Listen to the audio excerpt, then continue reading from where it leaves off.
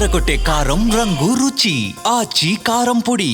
సర్పంచ్ ఎన్నికల సందర్భంగా మెదక్ జిల్లా చేగుంట మండలం గొల్లపల్లిలో హైడ్రామా నెలకొంది. నిన్న రాత్రి గ్రామ సర్పంచ్ అభ్యర్థి సవిత భర్త జనార్దన్ రెడ్డి అదృశ్యం కావడం కలకలం రేపింది. అయితే దీనిపై కంప్లైంట్ రావడంతో స్పందించిన పోలీసులు ఉదయం జనార్దన్ రెడ్డి ఆచూకీ కనిపెట్టేందుకు రంగంలోకి దిగారు. డ్రోన్ల సాయంతో అతన్ని గాలించారు. జనార్దన్ రెడ్డి దొరకడంతో అతన్ని గ్రామానికి తీసుకొచ్చారు. కేసుని అన్ని కోణాల్లోనూ విచారిస్తున్నారు.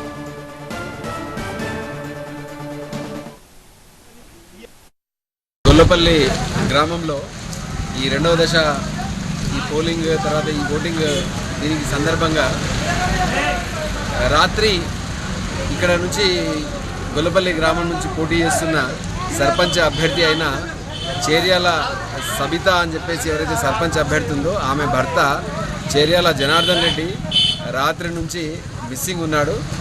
ఆయన రాత్రి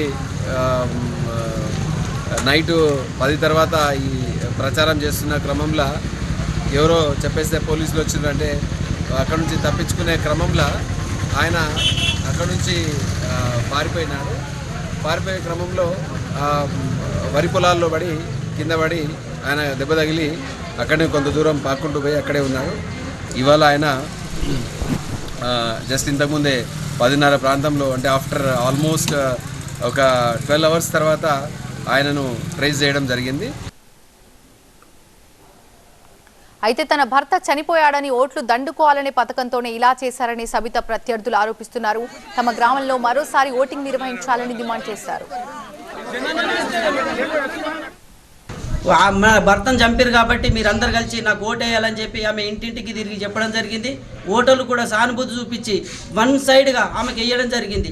ఆ ఓటర్ల దగ్గర కూడా మేము పోతే మీలాంటి నీచ రాజకీయాలు మాకు వద్దు, మీరు మందిని చంపుతున్నారు కాబట్టి మేము మీకు వేయమని చెప్పి మాకు ముఖం మీద చెప్తే మాకు చాలా బాధ అనిపించింది.